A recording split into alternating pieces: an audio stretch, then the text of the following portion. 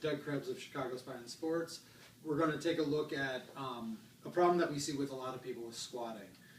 The squat test that we use here to kind of evaluate people is the FMS squat, deep squat test.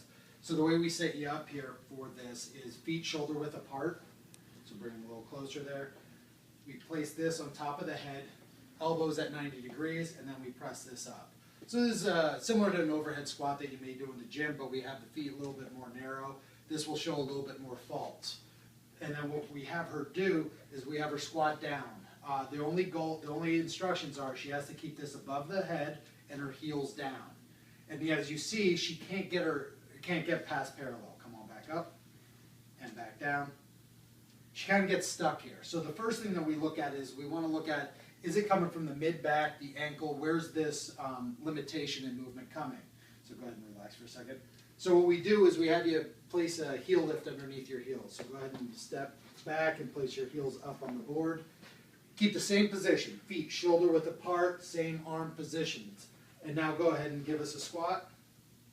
And as you see, she gets a lot lower with keeping this above her head. So what we may want to look at is we want to look at, go ahead and relax, look at her ankle range of motion. This is a common limiter in people. So one of the ways that we can correct this is go ahead and take a knee.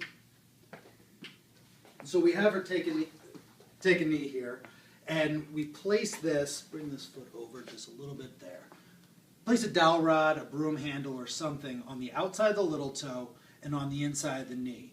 And the first motion you want to do is just drive that knee straight forward. If the heel comes up a little bit, I'm not too worried about it, but we don't want to see her rocking up on that foot and back.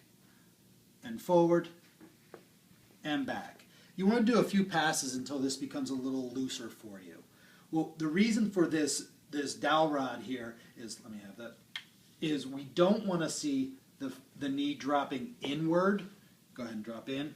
That's going to be mostly foot range of motion, not ankle or ankle mortise joint here that we're trying to work on. So this is like training wheels for you. You don't have to use it. If you can keep your knee outside of your foot or in line with the second toe, you don't need this, but in the beginning it's often good to use it. One, for balance, but then also to make sure that's not dropping in. The next move we do is we bring this over here just for some balance for us. And what we want to think about is this joint here is like a barrel.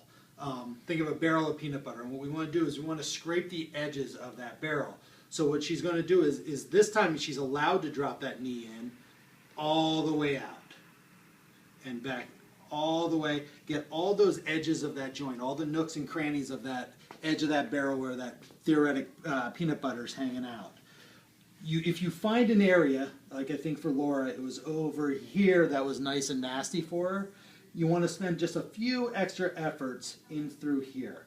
What we recommend is do about 2 minutes total between these two exercises, or until we see some change. So then we'd have her stand back up, and we'd retest her.